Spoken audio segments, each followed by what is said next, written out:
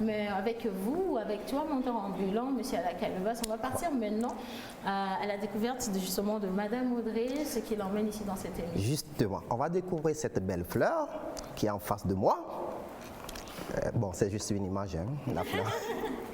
Notre invitée de ce jour, elle s'appelle Audrey Boufflès, consultante en recrutement, spécialité base informatique. Elle a une vie associative très évoluée. Présidente de l'association For the Best Education. Audrey, où est-on? Yo. Il faut répondre yo. Yo. Pardon. Alors, tout de suite, avant de rentrer dans le vif du sujet, vous êtes présidente d'une association qui milite beaucoup pour tout ce qui est éducatif, surtout des enfants. Je vais vous demander de me définir peut-être ce que c'est que l'éducation, avant de rentrer dans le vif du sujet, quoi. Pour vous, c'est quoi l'éducation? Alors, pour moi, il y a deux formes d'éducation. Il y a l'éducation familiale. Donc là, sur ce côté-là, je n'interviens pas parce que dans le monde entier, chaque culture a sa propre forme d'éducation. Oui. Et puis ensuite, il y a l'éducation plus au niveau scolaire, là, qui est plus la responsabilité de l'État. Et du coup, c'est ça qui m'intéresse. Super. Alors, qu'est-ce que Audrey cherche ici au Togo? Alors, qu'est-ce que tu cherches? Menteur ambulant. Pourquoi j'ai choisi? Ah, c'est mon Dieu, tu cherches. C'est grave pour toi, hein? Je vais te tromper. Tromper seulement jusqu'à mentir. Clairement, ici, il faut chercher personne parce que ce n'est pas les premiers choix. Pas du tout, voilà. Non, en fait, j'ai choisi le Togo parce que quand j'avais 10 ans, en fait, en classe de CM2, j'avais donc ma maîtresse qui venait au Togo et qui donnait des cours de français, en fait, dans des écoles. Et à l'époque, il n'y avait pas encore les téléphones, les smartphones, etc. Donc, du coup, elle imprimait les petites photos. Donc, en fait, elle nous montrait à toute la classe. Ouais. Et je voyais. Donc, en fait, c'était mon premier contact avec l'Afrique. Okay. Donc, quand j'avais 10 ans.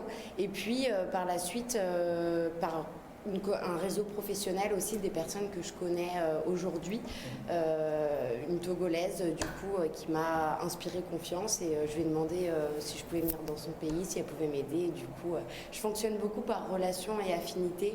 Et quand j'ai senti que c'était à la confiance, je me suis dit go, j'y vais, c'est parti. Wow.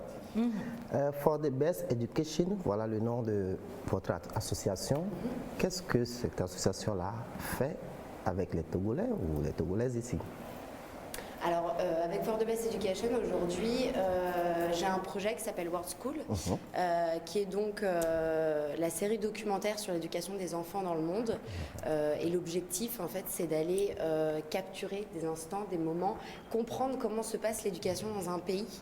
Parce qu'en fait, je ne cherche rien à montrer. J'y vais et je prends ce qu'on me donne. Et du coup, j'interviewe des directeurs d'école, des enfants, des parents d'élèves et des enseignants. Et en fait, la particularité, c'est que je pose systématiquement les 10 mêmes questions à chaque type d'interlocuteur pour qu'on puisse voir les similitudes, mais aussi les différences. Et en fait, l'idée, c'est que ça puisse servir à tout le monde, donc aux enfants surtout, pour qu'ils puissent voir comment ça se passe ailleurs, comment les autres enfants vont à l'école, comment l'éducation se déroule. Exactement. Voilà. Ok, le regard de l'éducation dans tous les pays du monde. Est-ce que le projet a été déjà réalisé ailleurs avant d'arriver ici au Togo? Oui, alors en fait, le projet World School saison 1 donc, se situe en Afrique, donc c'est moi qui ai décidé d'y aller donc en premier lieu. Et du coup, ça se situe sur 4 mois, de août à décembre 2014. Et donc, j'ai déjà été au Rwanda, au Gabon. Là, je suis au Togo et donc après, je pars pour le Sénégal, pour dernier pays. Et ici au Togo, qu'est-ce qu'il y a déjà fait en ce sens? Alors au Togo, j'ai déjà pris des contacts avec l'école King George. Donc je suis en contact avec la directrice et puis un enseignant. Donc on va tourner lundi prochain. Vendredi dernier, j'étais à Aneho. J'ai bien dit? Ah oui.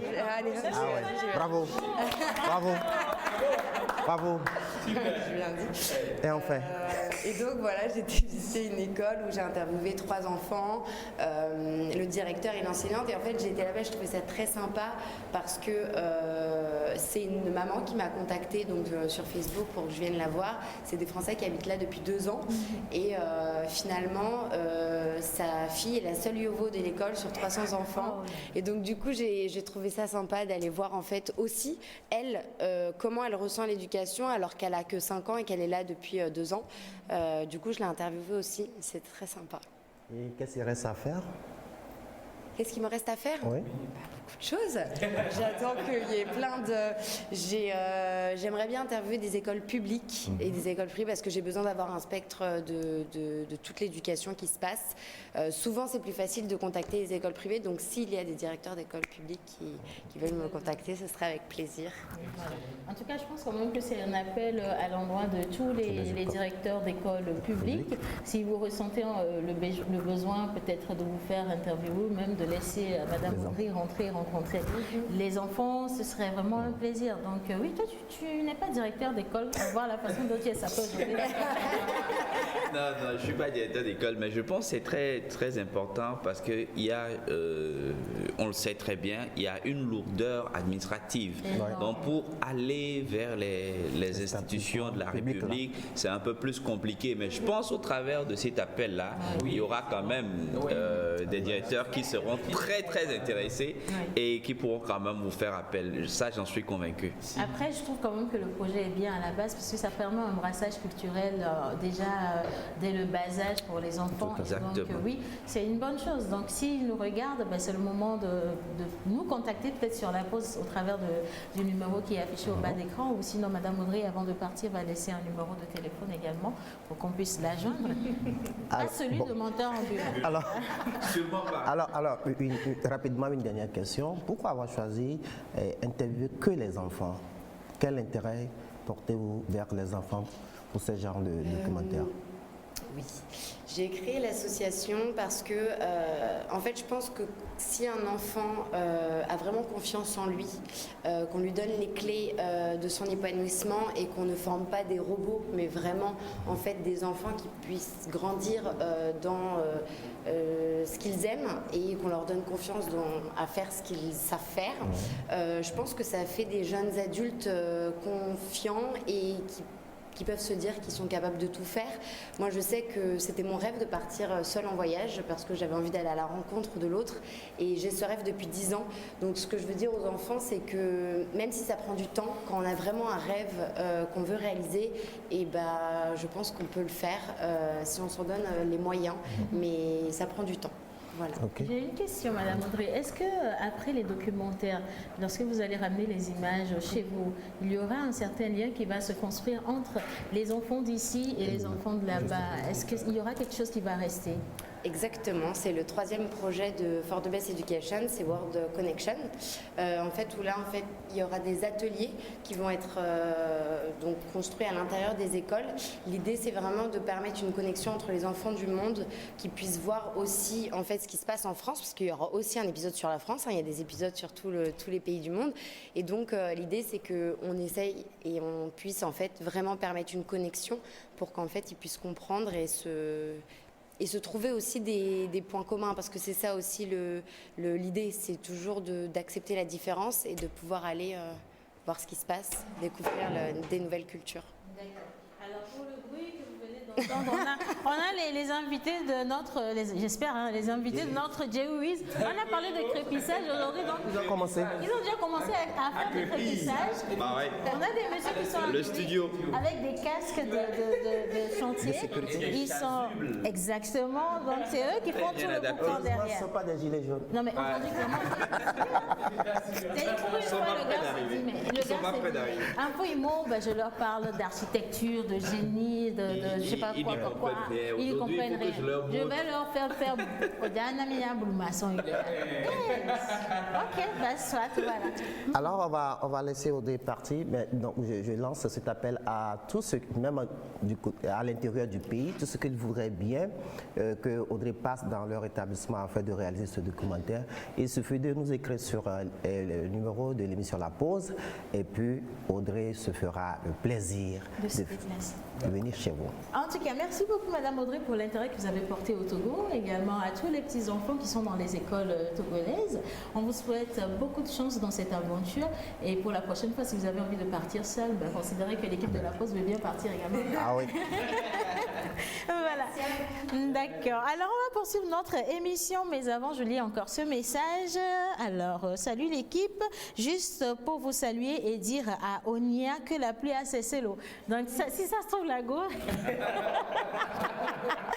n'a pas voulu aller soit à l'école, soit dans son entreprise et elle trouve comme excuse qu'il pleut. Voilà. Donc, la go, il dit, il faut aller travailler là. Voilà. On n'a pas le choix. Voilà. Bonjour à vous. Vous êtes tous mimi ce matin. Bon début de semaine et d'émission à tous dans la pause. Je vous fais de gros bisous de la part de Madame Afiwa depuis le Gabon. Mbolo à tous ceux qui nous suivent depuis le Gabon. Un autre message. Bonne émission, vous êtes tous mignons. Pourquoi on est tous mignons? Il n'y a personne. C'est parce que vous êtes. C'est ta mine de bisounours là. Tu vois ce que tu fais. Bon, allez. Bonjour, vous êtes tous mignons sur le plateau, surtout avec vos sourires. Et c'est de la part de Monsieur Pascal dit Camp des Riches depuis Atikpa Todman. Voilà. Alors, l'école que je vous envoie visiter, c'est l'école Atikpa Kagounou. Voilà.